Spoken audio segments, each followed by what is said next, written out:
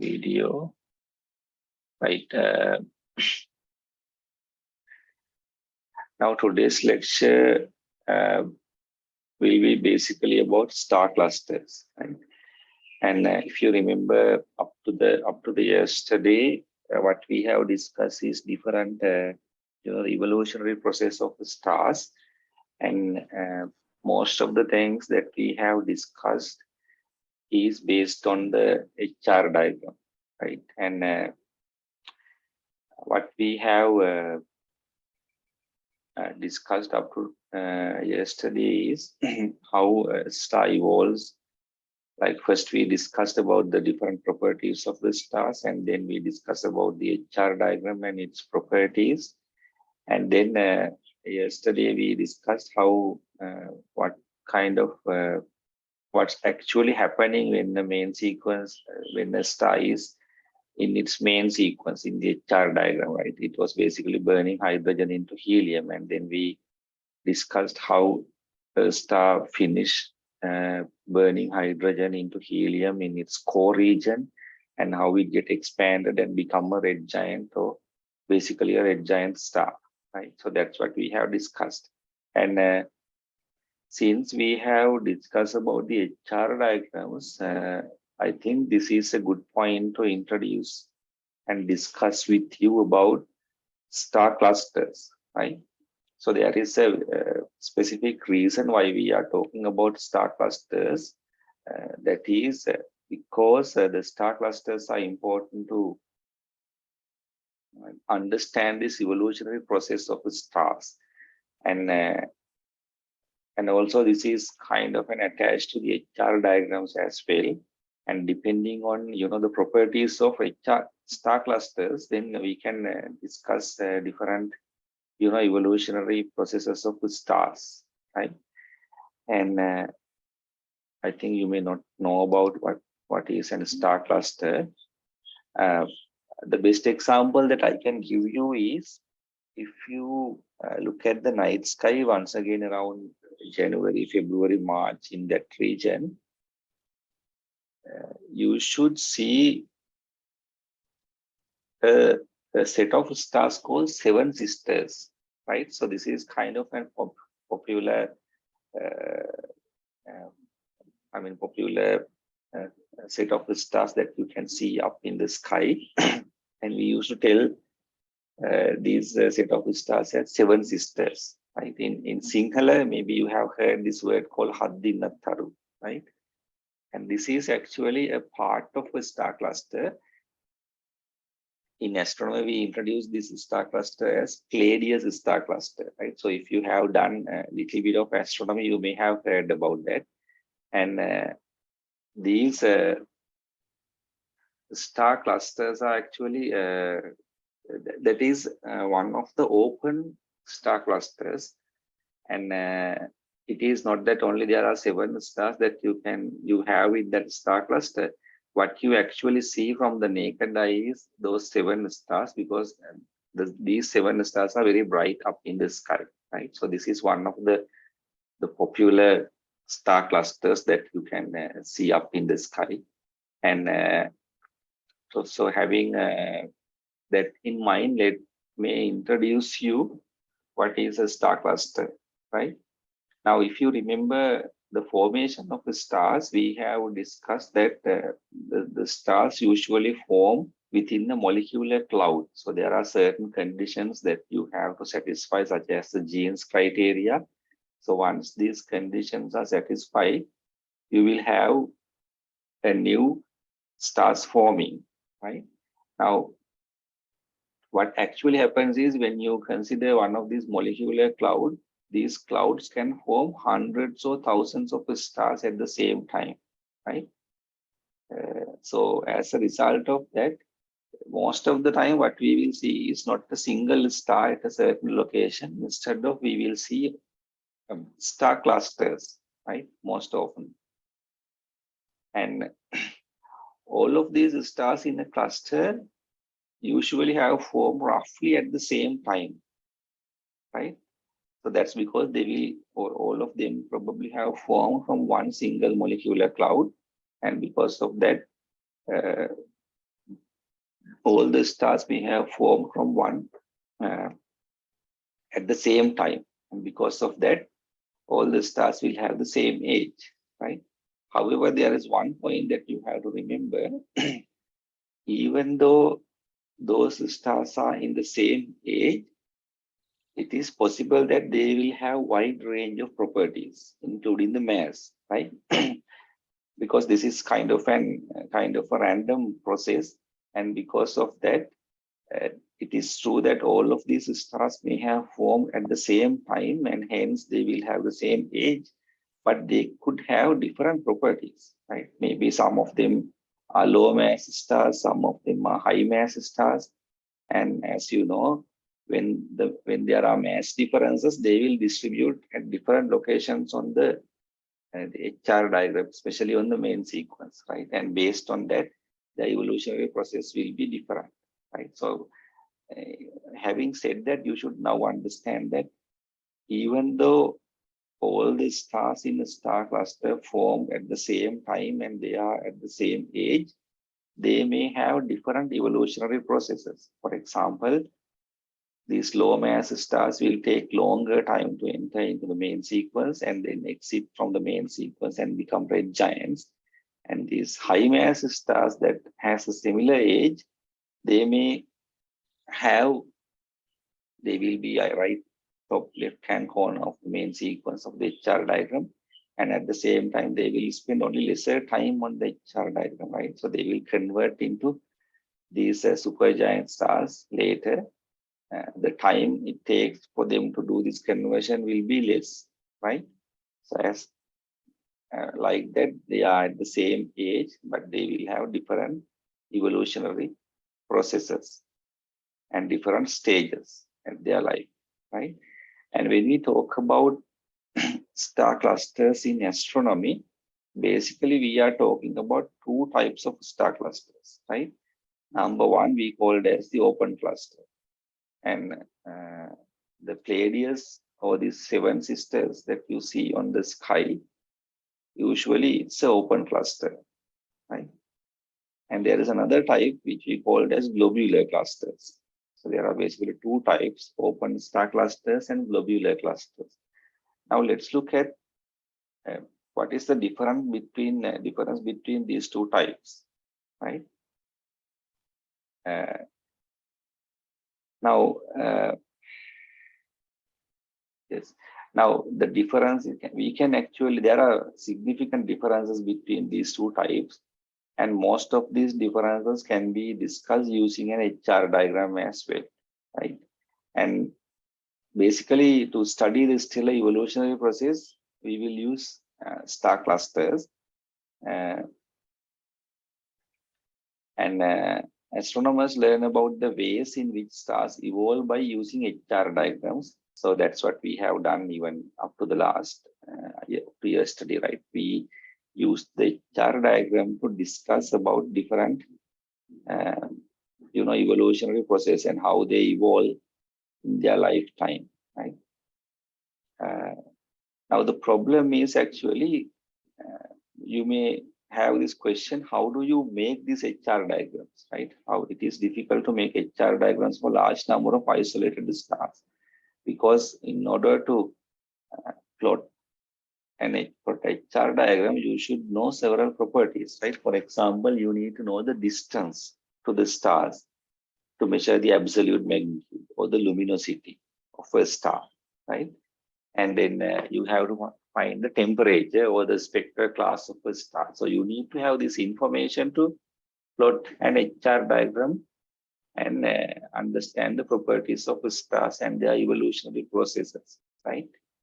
However, the problem is if you are going to, make an HR diagram for large number of isolated stars that are, at different parts of the sky, it's going to be very difficult, because for each one, then you have to find the distance and all these parameters, right?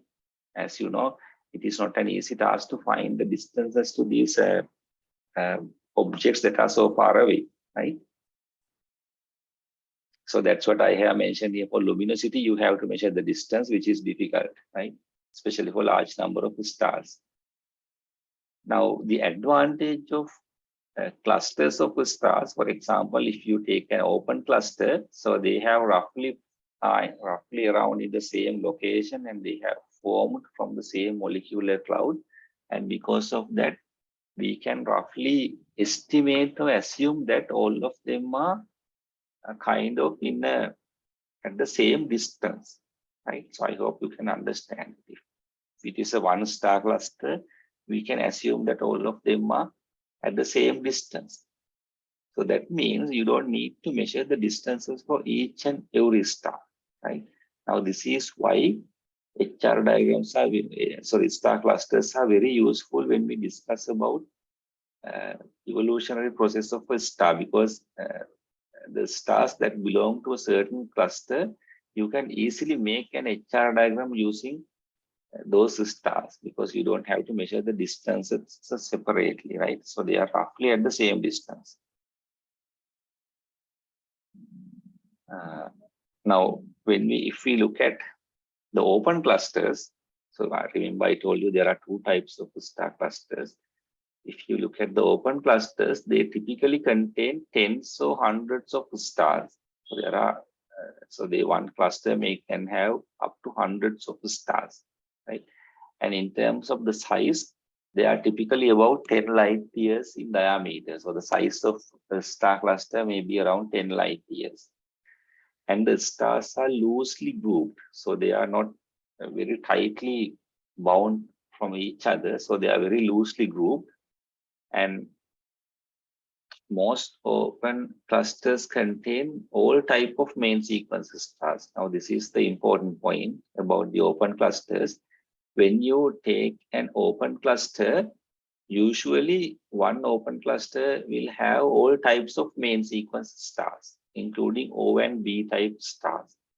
So what I mean from all types of main sequence stars here is that the stars that belongs to the all spectral classes. So which will make a nice HR diagram, right? Because when you have stars that belongs to O, B, and up to M classes, then you have all the stars there, right? That you need all types of stars. So then you will have a complete HR diagram at the end. And so I have especially mentioned here O and B type stars. So the reason is that, as you know, O and B type stars are the hottest stars that you can see in HR diagram. And if you have O and B type stars in a star cluster, so that means these stars are usually hot stars, and they must be very young as well, right? So statistically, the reason is that if you have these hot stars, they normally doesn't live for a long time. And because of that, if you see those type of stars in a certain star cluster, you can assume that these stars are very hot, and also they must be very young, right? Because that's why they are still in the main sequence. Otherwise, you know, these stars, these hot, young, massive stars, they only spend a smaller time in the main sequence. And if they are still in the main sequence, so that means they are still very young. So that is the idea, right? The other thing is all stars, as I told you, in the star cluster have similar ages, which implies that the entire cluster must be young. So that's how you decide about, you know, the age of all the stars. Now, if you have mostly O and B type stars in a particular star cluster, what that means is that those stars should be in their young age. If specifically those stars are in a star cluster, then all the other stars in the star cluster also should be young stars, right? So that is the idea. The other thing is most open clusters disperse within a few 100 million years. So basically, the ages can change a little bit. I mean, from one star to other star, when you go in from one star to the other star, ages can be, there may be a little different, but overall, the cluster should disperse within a few 100 million years, right? Here are two examples of two open clusters. the one that you see in the left-hand side right here, this is actually this Pleiades or the Seven Sisters star cluster. The reason that you used to call this as Seven Sisters, you have these bright stars, right? 1, 2, 3, 4, 5, and 6 and 7. So these 7 stars are kind of visible even for your naked eye. So that's why we call that as a seven sisters. But the actual name is Pleiades star cluster. And one in the right hand side is called the jewel box NGC or NGC 4755. That is the catalog number given to that particular star cluster. This open star cluster is very young, and there are bright stars, and this is about 6,400 light years away. So by the way, the Pleiades is around 400 light years away from us, right? But if you look at the open cluster NGC 4755, it is about 6,400 light years away from the sun, right?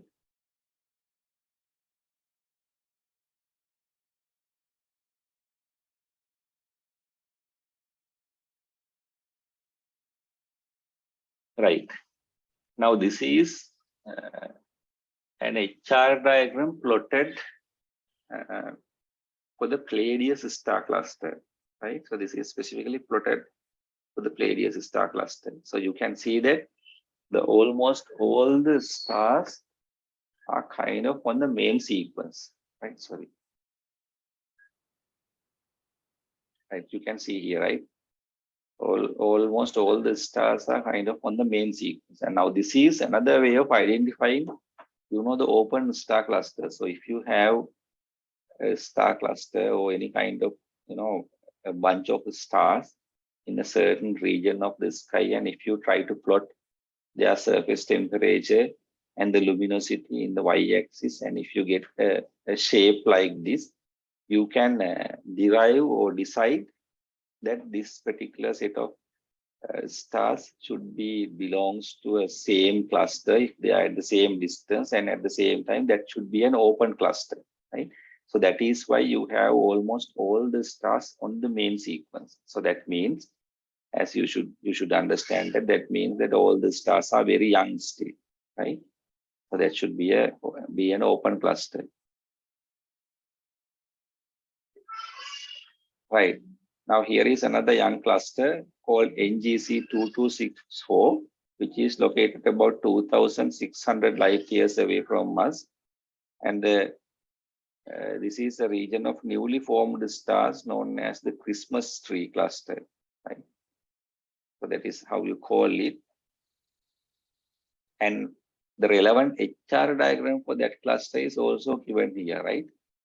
And you can see that these are actually real data, by the way, right? So you can see all the stars fall in this particular region around the line like that. So almost all the stars are on the main sequence still, right? So that gives you an idea about that this is maybe also an open cluster. So what will actually happens is when the stars in the cluster get older and older, so you will see that those stars in this top left-hand corner, they kind of move out to this region right here because they are the hot, young, and massive stars. So they are the one that who will move out first from the HR diagram, right? Now here is another example for that. When a star cluster gets older, the HR diagram begins to change, right? So this is a very important factor.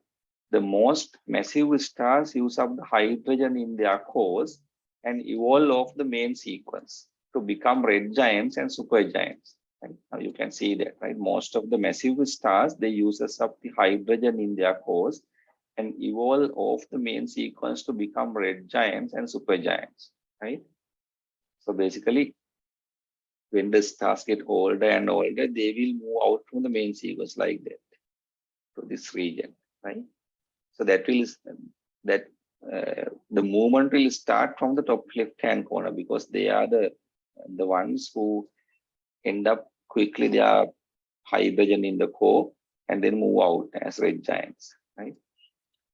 So what will happen is, as more time passes, stars of lower mass begin to leave the main sequence and make their way to the upper right of the HR diagram. So as the time passes more and more, even these lower mass stars will start to move outside from the main sequence and go into different regions.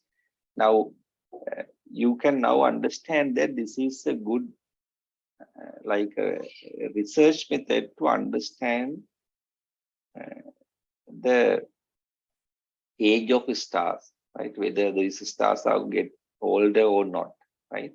Because if the stars are older in that cluster, then you will see a lot of deviations from the main sequence like that. Most of the stars will move on to this region, not in this line, right?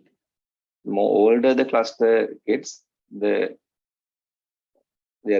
should be a large deviation of these stars from the main sequence, right, in the HR diagram. Now I have mentioned here cluster M41 is older than NGC 2264 and contains several red giants. Now this is the cluster M41, and you can see this is NGC 224664, and you can see that here you still have these in this region you have some stars, right? But when it comes to this particular diagram for the M41, it is little bit older than the previous cluster, right? Now you should understand that by just looking at the shape of the HR diagram, you can decide two HR diagrams. But just by looking at the shape of the two HR diagrams plotted for two clusters, you can decide which one is more older compared to the other one just by the shape, right? Those are the important points. Now here is the ground-based image of this star cluster M41. Now, another thing is you can see that this particular star cluster has some orange stars right here, like this. There are other stars right here. So what that means is these stars should be not that much hot, right? So that also tells you that they have exhausted their hydrogen in their centers and may have swelled up to become red giants. So these stars should be in these red giant states now. So that also tells you that this star cluster should be older compared to this one right here, because you have a lot of blue stars that is visible here, right? Almost all of them that you see in the central region. So that is another way of telling the age of stars just by looking at the color, right? So if they are on the same star cluster. Right, so this is again another older cluster. When a cluster gets older, more and more stars leave the main sequence. And older the cluster, the lower the point of the main sequence where the stars begin to move towards the red giant region. This is very important, right? So once the clusters get older, this point where all the stars begin to move towards the red giant region will be lower, right? Now in here, this is a HR diagram for an older cluster. You can see that this cluster has an age of 4,240 million years. So the point that they start to move out from the main sequence is lower, right? Like that, when the cluster get older and older, this point go down, right? So that's what happened. And there is a specific name for that. The location in the HR diagram where the stars have begun to leave the main sequence is called main sequence turnoff, right? The location where the stars have begun to leave the main sequence is what we called as main sequence turnoff point, right? Right, now up to now I have talked about open clusters, which I have defined as relatively new clusters, not that much older. And then I showed you sequence of HR diagrams and explained what happened to the shape of the HR diagram when a cluster get older and older, right? So for completely open clusters, the star cluster will looks like this. So almost all the stars will be on the main sequence of the HR diagram. However, when the cluster gets older, the stars in the upper left-hand region will start to deviate and move into the red giant region. And once the cluster get more and more older, this point that where they start the movement towards the red giant will go lower and lower, right? So that's what happens when a cluster gets older. Now let's look at globular clusters, right? The difference, there is a significant difference between the globular clusters and open clusters. Globular clusters generally contain thousands or even millions of stars. They are typically about 100 light years in diameter. So you can see the number of stars are huge in a globular cluster. And also these stars are not like the stars in the open clusters. These are very tightly grouped, right? So that means they are compact to one another very closely, and this will yield a spherical shape for these type of star clusters, because when everything is packed very closely, the shape that it would take at the end will be a spherical shape, right? So their shape will be spherical due to that reason. And usually these clusters are lack of young main sequence stars. So that is one of the main differences between the open cluster and the globular cluster. Globular clusters usually have these very old stars inside that. So this indicates something else as well. That is, high mass stars have already evolved and off the main sequence. If you have a lot of older stars, as I've showed you, these high mass, you should not see, or you will not see these high mass stars on the main sequence, right? So they have already evolved into the next phase because the cluster is very old now, right? And you can apply the same thing, or you can imply from that factor that the globular clusters are fairly old, right? Now, there are actually not a lot of globular clusters available even in our galaxy. There are in our galaxy there are about 200 globular clusters. Some of these are actually nearly as old as the universe itself, right? So that's why studying globular clusters give you valuable information, because if they are older as 200, older as the universe itself, then by studying about the globular clusters in our Milky Way, we can get an idea about the evolutionary process of the universe as well, because they are really, really old. Here is an image how a globular cluster looks like. So you can see that almost all the stars are densely packed towards one region and looks like it's in a spherical region shape, right? As I told you before, in practice, astronomers use the position of the top of the main sequence as a measure of the age of a star cluster, because you can look at the top of the main sequence, this point right here, to get an idea about the age of a star cluster. If it is a very young age, then you should see a lot of stars that go up to the main sequence like that. But when the star grows older, the cluster goes older, you will see this point comes down, right? All of the globular clusters have the main sequence that turn off at a luminosity less than that of the sun. Now, this is the most important factor here when you look at a globular cluster and open cluster.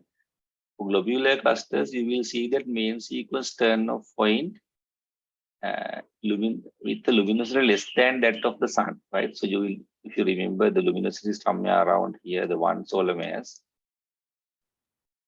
This main sequence turn off point for these globular clusters should be below that. You have to, if you need to tell that is a globular cluster. Right? Sorry, I think I was, so you don't need to consider about this. 1 solar mass is right here mentioned, right? So if the main sequence is not there after that, now this is a globular cluster due to that creation. Just look at the scale right here, right? Here is where you have the 1 solar mass. It is the mass of the sun. Actually, the star formation in these kind of crowded systems have ceased billions of years ago, right? You can see that the star formation has ceased billions of years ago for these kind of globular clusters, right? as I told you, since these are the oldest objects we know of, this estimate is one of the best estimates we have for the on the age of the universe itself, right? So because the globular clusters are the oldest objects that we know, once you estimate the age of the globular cluster, that will also give you some idea about the age of the universe itself as well. So this point is very important, right? So if you have a turn-off point in a particular star cluster that is close to or less than the luminosity of the sun, then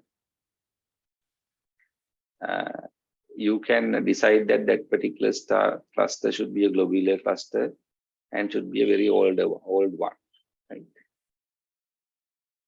Now here is one example again for the HR diagram of clusters of different ages, right? So you can see there when the age, so this is very young star, all the stars are on a star cluster, all the stars are on the main sequence. And then there is a main sequence turn of point right here. And then when the cluster gets, when you have more older cluster, turn off point has gone down up here.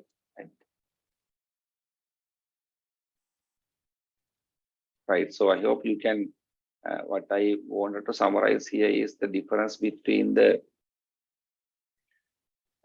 types of star clusters that we have, and then properties of the star clusters and how they are related to the HR diagram, how you can decide the age of a star based on the shape of the HR diagram, and also how you can explain globular clusters and open clusters separately using HR diagrams, right? And just by looking at an HR diagram, you should be able to decide whether that particular cluster is an open cluster or a globular cluster now, right? So that is the take-home message for you. Anybody have any questions up to here before I move on to the next set of PowerPoint presentations?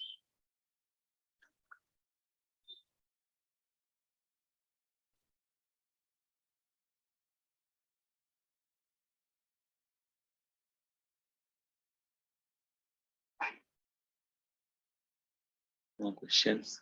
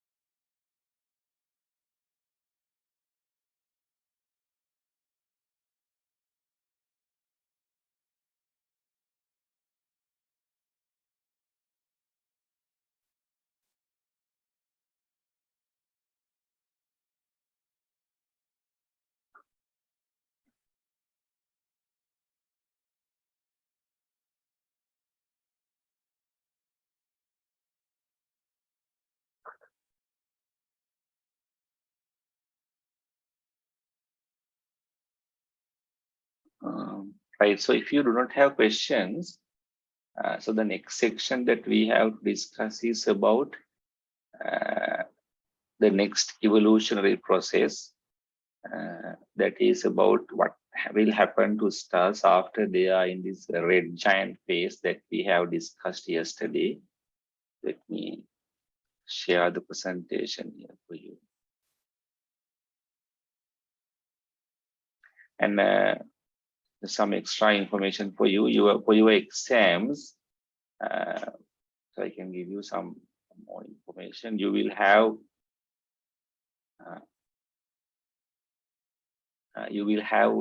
20 MCQ questions, right? So all of them are MCQ questions. So you don't need to worry about writing answers. You have to directly select the correct answer. And the things that you have in this midterm exam will be everything that you did up to the properties of stars, right? Not what I have done in these last 2 days. So up to that, the chapter about the properties of the stars, you will have questions, right? So that's how it works, right? Now I hope you can see my shared screen about the stellar deaths and death of low mass stars, right? So if you can't see the screen, then please let me know. So I hope it is correctly shared. Now this image right here, I have brought up this even earlier presentations as well. This is just to remind you where we are now in this discussion. So if you remember, we on the first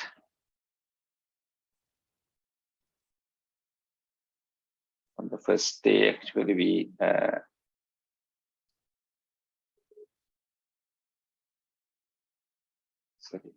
we have discussed about the molecular cloud and how a star is formed from molecular clouds. Certain conditions, then we discussed that there will be the protostars in that during that process, and the protostars will become stars at a certain level, and depending on the initial mass, they may become a very massive stars. They will become a low mass stars, and apart from that, there are a set of stars that you will have. It will go through this process, but they cannot burn hydrogen into helium. So that's because there is not enough temperature creating at the central region to have that reaction. And because of that, there is certain type of stars out of these three, which we called as brown dwarf stars. They will not make further changes in their life. Right? So they will stop from there because they do not have enough nuclear power or enough energy to fuse hydrogen. And then you will have, depending on the initial mass, this process can create a very massive star or a low mass star. Now, what we are talking today is about these low mass stars, right? So the low mass stars will become a red giant, as you have seen in the previous case. And I think we have done this part as well, how these low mass stars have become red giants. And after the red giant stage, it could combine with a binary white dwarf, and then you will have a companion like this. And at the end, you should have a supernova explosion, right? As a result of this setup. And when you have a supernova explosion, once again, there are different types of supernova explosions. The supernova explode due to the low mass star creating a surrounding white dwarf.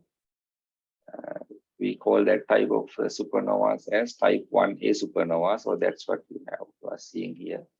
But let's keep it in that way up to now. And then on the other hand, this red giant can become a planetary nebula and then the white dwarf or black dwarf, depending on its process. And so we are today we are trying to discuss about this section right here, how these low mass stars will become white dwarf stars and then maybe type 1A supernovas. And on the other hand, for the high mass stars, we are actually right here on the red supergiants. And after that, we should talk about type 2 supernova and supernova remnants, and then about the black holes at the end. So we will be right here. Since we are like starting a new lesson right here, I would like to start. I think I have gave you the background, which I'm not going to explain it again. But for the other sections, I would like to start on the next day, right? Because it's a different section that we have to deal with. Anybody have any questions up here?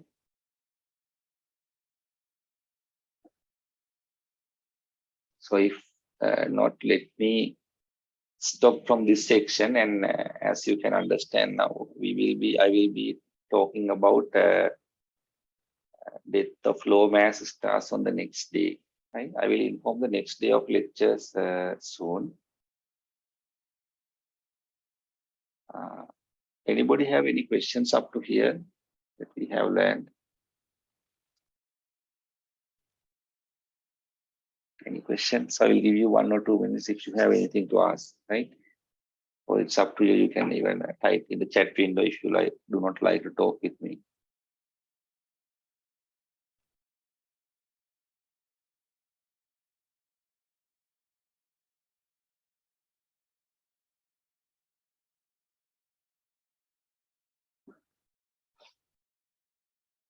So there is a question asking about the ICE exams. So as I told you, for your exams, my estimate is that you will have 45 minutes to complete the exam paper, and there will be 20 MCQ questions. And these questions are based on what you have learned for the chapters up to the properties of stars, right? So the last one that you will have a question in this exam will be the properties of stars, which is that what we have done, I guess, maybe 10 to 12 days before. The things that we are doing like today and yesterday, so they will not appear in your ICE exams, right? ICE exams. So make sure that you look at those chapters, and the questions will be, pretty much easy question. I mean, not easy questions that you will have. So if you were in the class and have gone through the lecture notes, all of you should be able to, answer. At least you have look at the recorded video, right? So if you couldn't attend, so that should be the shape of the exam. Once again, it will be MCQ question paper, 20 questions and 45 minutes that I have allocated for that, right? Any other questions like that or anything else?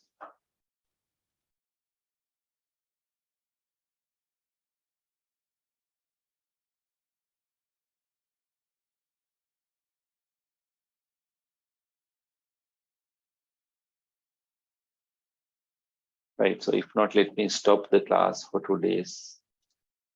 And I will